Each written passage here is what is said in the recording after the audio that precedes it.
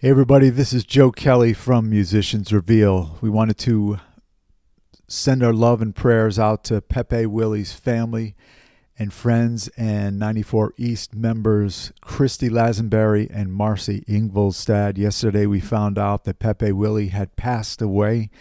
He's better known as the Godfather of the Minneapolis Sound, the architect of helping Prince, Andre Cymone, Morris Day, Jelly Bean Johnson, members of the Revolution, in the early days of their careers when they were learning the music business and studio production, and just guidance from Pepe Willie, who came in from Brooklyn, New York, set up shop in Minneapolis, Minnesota, and took these young musicians under his wings and selflessly gave them the knowledge they needed to take it to a higher level, in which they absolutely did.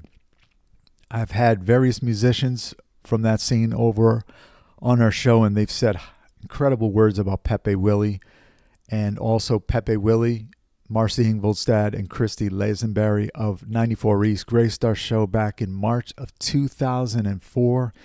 I had just talked with Pepe Willie in early May. He was excited to come back on the show, and unfortunately, we did not have that happen. But Pepe Willie, we thank you, brother.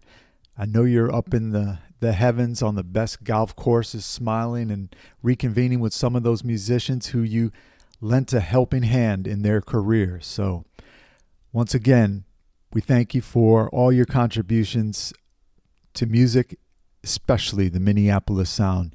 We're going to play a 8-minute or so highlight clip of our interview from 2004 with Pepe Willie and Kristie and Marcy of 94 East.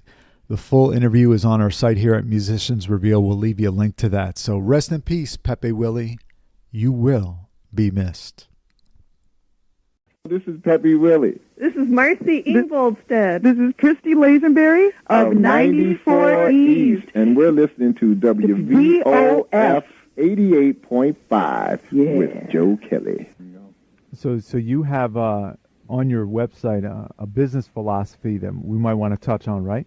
Oh, I noticed that. absolutely. I mean, it's the same thing that we did when we was with Prince back in the day and stuff. You know, we still teach those same tactics that we showed him. Copywriting your music, you know what I mean? Being humble in the industry. Don't make enemies in the industry. The enemy that you make today might be the president of the record company tomorrow, and where you're going to try to drop your record, you know? So you got to try to stick to your guns, but yet and still be humble and not try to act like you know everything. You get more information out of asking someone a question than dictating something to them. You know what I mean? And our motto is the music may be different, but the business is the same. Talking about how far you guys go back in the history of Minnesota music, a lot of people know, but a refresher course for those who are stepping up and hearing you guys for the first time, working with Prince and Andre Cymone. And I'll give you a little tidbit. Andre Cymone was the first guy I ever interviewed. Oh, and that was way back. I think I was like a 19-year-old nervous kid. I was in 1983. Yeah. So have you still run into Andre, or is he still out there? Absolutely. He just got married. What was it, last summer? No, it was probably before last. a couple summers ago, yeah. We went to his wedding, we talked to him all the time. We're very tight with his family, his mom and everything. And, Andre, we call him Dre, he's keeping it real all the time. All the time. Yeah, I mean, this brother, people. man, as far as musicians in this industry, if they were more like Andre Cymone, with the emotion and the heart and the humbleness that this guy has, I mean, we would get a lot further. Right. So you got to tell him he's got to come back 20 years later on the show. Oh, absolutely. I'm going to call him up. I'll call him up after this. Let him know. And let him know, man. Mean, your first interview was out of Minneapolis. Yeah, that's true. That's that true. Cool. It was at a commercial radio station in Bridgeport, way back at WNAB. Yeah. Right. Well, we've always found that the people on the East Coast, yay! Yeah, right. East Coast was happening, baby. Brooklyn. Right. That's right. Support what's happening in Minneapolis oftentimes more than Minneapolis does. That's There right. you go. It's quite amazing, but I attribute that partly because Pepe's the one who came from the East Coast. He came from the East Coast, brought all that good East Coast knowledge and information, and brought it here to Minneapolis. Yeah. So the and guts. is really I call it East Coast guts. Because when he came here, there weren't very many people who were even dreaming about making records to get a label deal and get their own music out there and perform as an artist. Very few people were even thinking about that. Yeah, they just didn't know. Either they wanted it, but they didn't know how it was done. You know what I mean? Mm-hmm. A lot of the bands would go out and perform. You know, like Flight Time, they had their bus, and there was with Cynthia Johnson and everybody, and then Prince and his band, they just performed somewhere, but they had no idea of the basic production qualities that you had to have in order to record music, you know, and what it took. You know, everybody thought that you go in, you do it one take, and that's it, you know. But it's quite not like that. Okay, this is a quick story, so I'm going to make it longer. No. Right. What happened was my uncle's group, Little Anthony and Imperials, were performing at the Copacabana in New York City.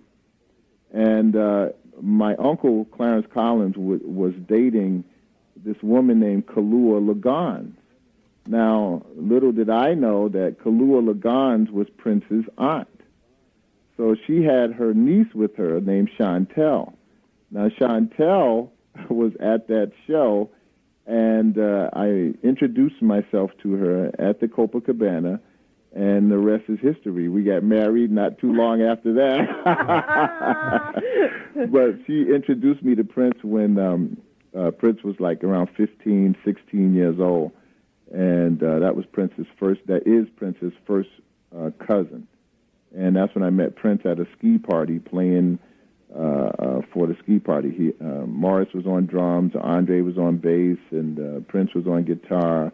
Linda, Andre's sister, was on keyboards. William Dowdy was on percussion, and and I thought it was great. And LaVon Doherty, Morris Day's mom, was the manager. So I went and I talked with her, and I said, "Hey, the group sounds great. I would love to work with these cats, you know." And she says, "Great." And I think the next day I was at their rehearsal, just beating these guys into shape. Yeah, I think I read something like you taught Morris how to use the whole drum kit, right? I know, he was only using like 3 drums, man. He had a 7-piece set, and he only played 3 of them. I was going wait a minute. And then all about song construction and we showed how to write for the commercial. Yeah, commercial market. They would play a song and sing it, and then they jam for 20 minutes after that. And I was going like, I forgot the name of the song, man. Right. So we had to kind of like get construction down. You had to have an intro and a verse and a chorus and a bridge and all of that stuff, and we put everything in order. And I found out during that time that I was working with them that the real strength of that band was Prince and Andre.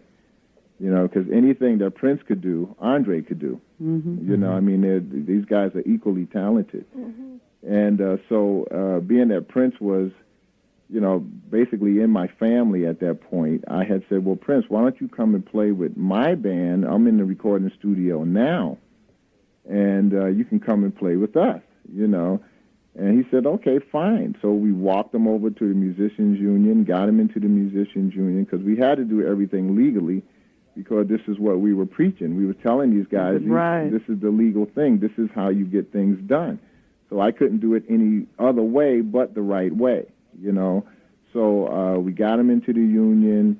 We filled out phonograph recording contracts from the union, and we paid these guys, union scale in order so that they could record and everything is legal and above board. So. And then once Prince was in the studio, I mean, it was over. It was over. That's just... Would he lock everybody out? Well, it was like being in a candy store. Right. You're getting your first piece of candy. Somebody give you a taste, and then they lock you in there. You go crazy. I mean, he went totally like that was it.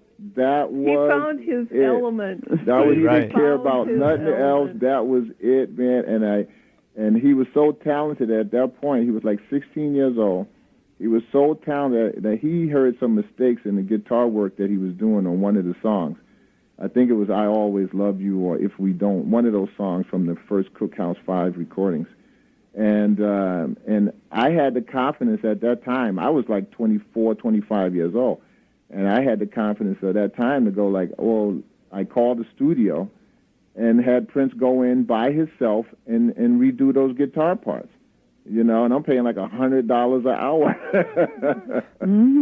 you know, for that, you know, for us to do that. And that was the only difference between 94 East and Flight Time or Grand Central or, you know, Champagne, you know, Prince's group and stuff like that, was the fact that we had money to go into recording studios, and plus we had the background and the knowledge.